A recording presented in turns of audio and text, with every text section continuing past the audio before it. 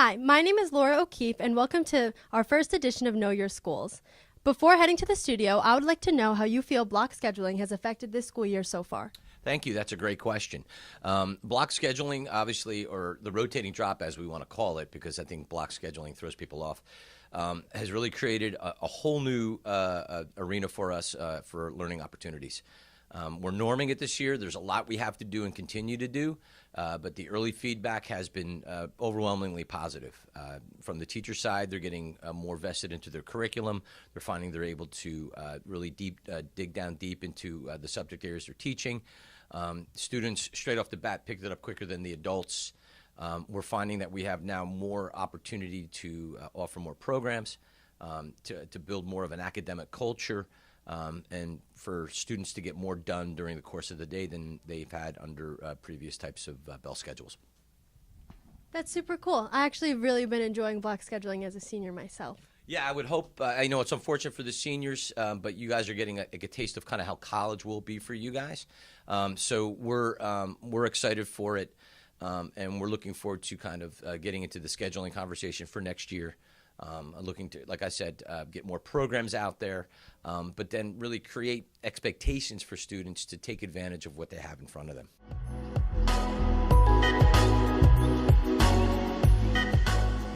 I think overall it's been really a fantastic job so far. Yeah, so far I'm really loving the block scheduling. It's good stuff. I think it's going to get you ready for college. Yeah, definitely. Good. Can you tell our viewers where the model came from to implement the change of scheduling? That's a great question. There was a process done with the past superintendent. It was called the strategic plan, and part of that strategic plan was to look up configurations. So they looked up the configuration of how things are done at the elementary level, in the middle school level. So the middle school changed over to something known as the middle school model. And by the way, this all took over a process of about 3 to 4 years. We were charged with looking at how our instructional day plays out. We had a traditional straight 8 in the building, with 4 periods for lunch, roughly 40 minutes of instruction per class. When we started doing our research, we looked at the data, we looked at our professional articles that, and when I say we, it was teachers and administrators on the configuration team, and kind of gave us a background about how this model rolls out. And there's a variety of ways to do it. You can do a 90-minute block, you can do an 80-minute block. We settled on what was best for NHS, and that we figured was a 60-minute block. So the model pretty much is out there to be manipulated as per the building and what the building needs. We visited a bunch of schools over a 3-year period. We had visits. We had actually professionals from other schools who were doing the block come in, West Orange in particular, about 2 years ago to talk to staff. So we did a lot of research on this before we dipped our toe into the waters. Very nice. Moving on to another area, Can you give our viewers some insight on Instant Decision Day, which took place last week? Yeah, Instant Decision Day is really a great time within the school counseling venue. It's traditionally been going on, I want to say, well, since I've been principal 6 years. It's one of the better days, I think. I really like how kids dress up for the day. I think everybody looks so fantastic. I'm just hoping maybe student council can adopt like a dress up like an adult day, and then maybe we can dress up like kids, and that would be fun. But everybody looks great, and they're ready to go, and this is a great positive energy. We get great feedback from the colleges. We get upwards of about $1.5 million in scholarships awarded that day. So it's a banner day for many students.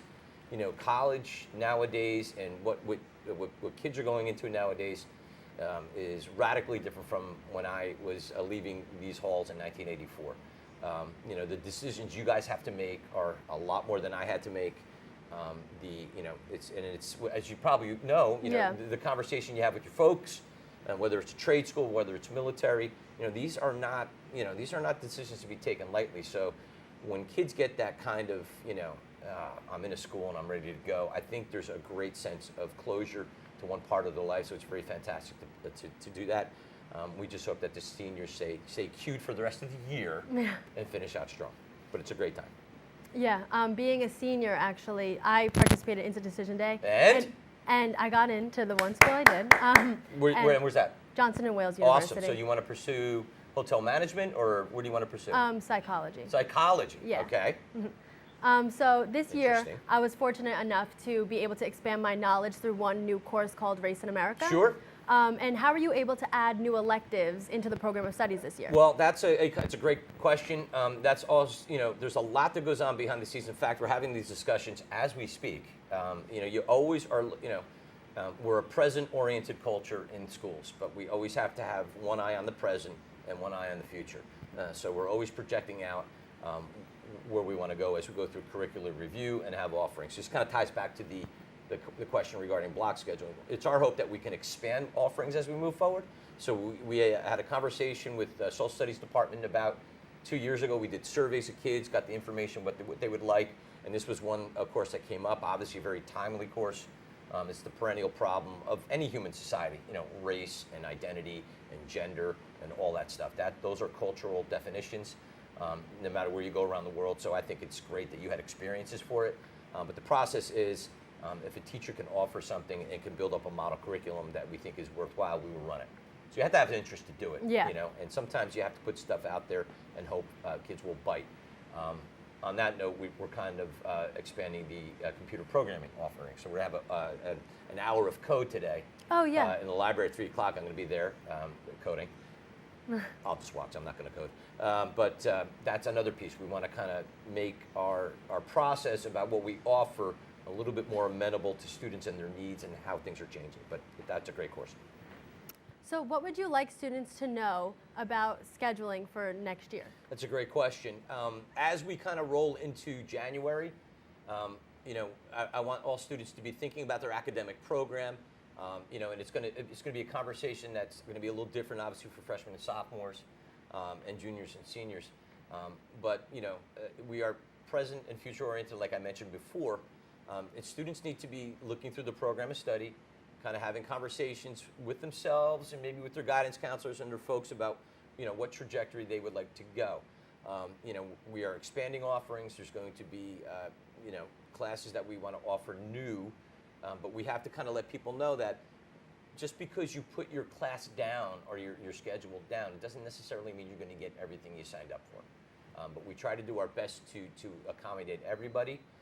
But we need, where students can, mainly in the elective areas, is to choose wisely and maybe experience as much as they can. One thing I have noticed personally is the amount of students in study halls this year. Yep. So what are your future plans with study halls? So let's dial back to when we did our visits.